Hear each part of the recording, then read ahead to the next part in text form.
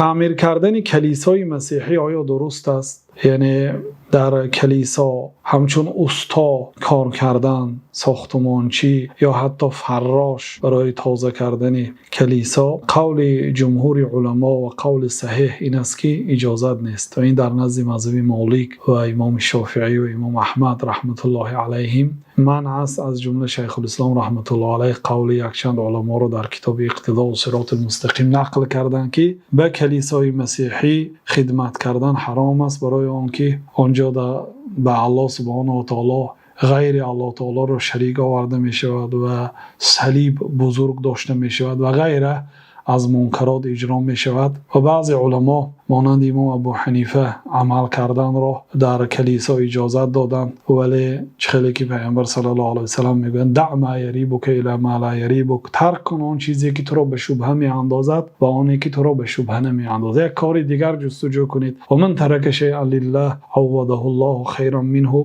کدام آدمی که یک کار به خاطر الله ترک کند، اگر همین کار رو کنم الله از من راضی نمیشه، تو به خاطر الله اگر ترک کند، الله سبحانه و تعالی از وی بهتر برای او نصیب روزی میگرداند. والله تعالی اعلم.